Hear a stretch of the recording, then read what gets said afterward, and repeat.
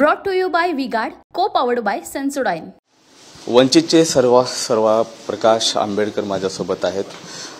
साहेब, मोदींची सभा झाली, त्याच्या आधी तुमची सभा होती आणि नंतर मोदींना इथं सभा घ्यावी लागली. ते प्रचाराचा भाग आहे. त्याच्यामुळे कोणी कुठे सभा घ्याव्या, कधीही कराव्यात, याच्याबद्दलचा असणार प्रत्येक पक्ष ठरवतो. आम्ही एवढंच फक्त मानतोय की अशोक हिंगे यांचं पारडं बीडमध्ये जड आहे.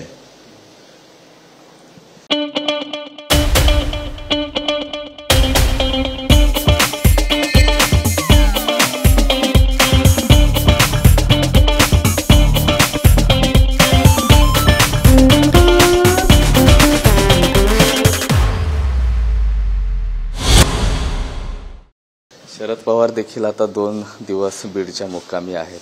धास्ती म्हणायची? हो, धास्ती आहेच. आणि म्हणून मी म्हणालो ना, आज सभेमध्ये सांगितलं की त्यांनी राजनाथ सिंगांना फोन का केला याचा त्यांनी खुलासा केला पाहिजे. नाही तर एवढंच समजायचं की पोस्ट इलेक्शन जे आहे ते एनसीपी बीजेपी बरोबर जाणार. देखिए, उनका काम है अफवाह से गर्मी बढ़ाना और हमारा काम है माहौल को ठंडा रखना. हमारा नेता कैसा हो जो माहौल को रखे ठंडा वैसा हो. अब की बात वी-गार्ड एयर कूलर का चमत्कार. ते असंही म्हणाले की काही प्रादेशिक जे पक्ष आहेत काँग्रेसमध्ये विलीन होतील. कसं पाहता याकडे तुम्ही? मला वाटतं आता काही विलीन होण्यासारखे महाराष्ट्रातले काही पक्ष राहिलेत असं मी त्या ठिकाणी मानत नाही. त्याच्यामुळे ते आपलं वेगळं अस्तित्व ठेवून राहतील असं मी मानतोय.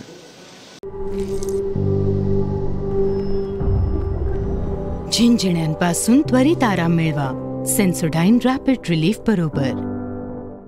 निवडणुकाचा पडगम वाजते. अजित पवार म्हणतायत की निवडणुका संपू द्या, एकेकाला दाखवतो. मी त्याच्यावर नाही कॉमेंट करत. थँक्यू.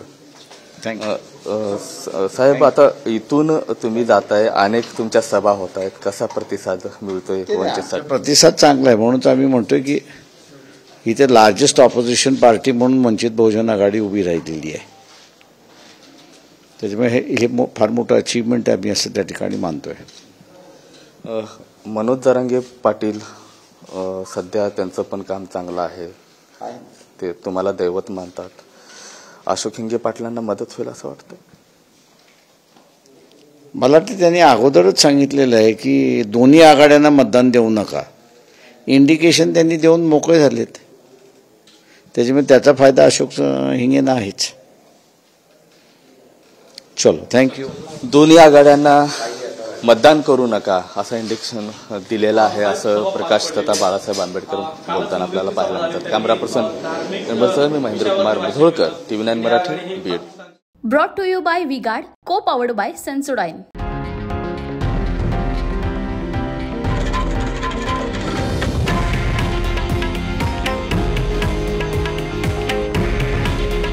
हे आहे देशातील नंबर 1 न्यूज नेटवर्क आणि आपण पाहत आहात TV9 मराठी.